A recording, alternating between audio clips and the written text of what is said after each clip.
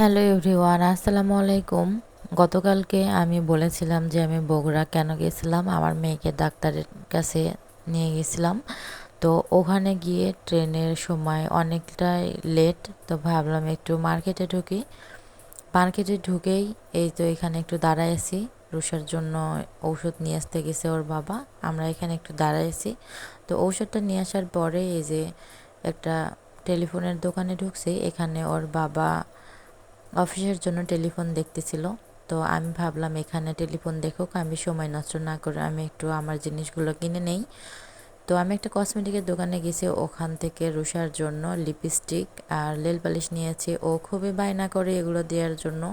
আমি আমার বিয়ের সময় এই জিনিসগুলো কিনেছিলাম, তাছাড়া এগুলো আর কেনা হয় নাই, ওগুলোই আছে। তো ভাবলাম যে ছোট মানুষ, একটু নতুন জিনিস কিনে দিই।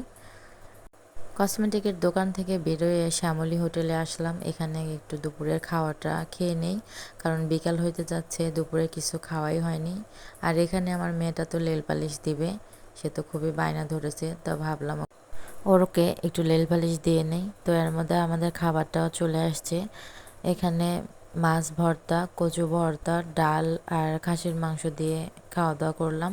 আর আমার মেয়েটা তো ভাত খেলোই না, ওর জন্য একটা দই নিয়েছি, দইটা ওকে খাইয়ে দিলাম। ও বেশিরভাগই খেয়েছে, বাকিটুকু আমি খেয়ে নিয়েছি।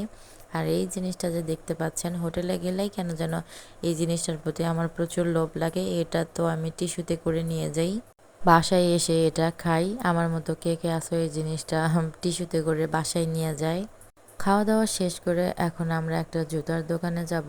ওই আমি একটা জুতো দেখেছিলাম, পছন্দ করেছিলাম, তো সেই জুতোটা একটু নিব। তো যেটা দেখেছিলাম ওইটা আমার পায়ে হয় না, অন্য একটা নিয়েছি।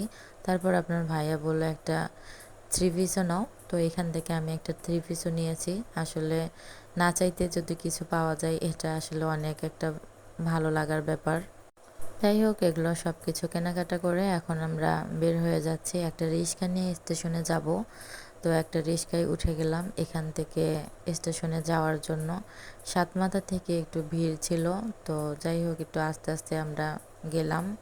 ট্রেনে মাত্র 10 মিনিট ছিল ট্রেন আসার, তো এই জন্য আমরা তাড়াতাড়ি করে স্টেশনে গেছি।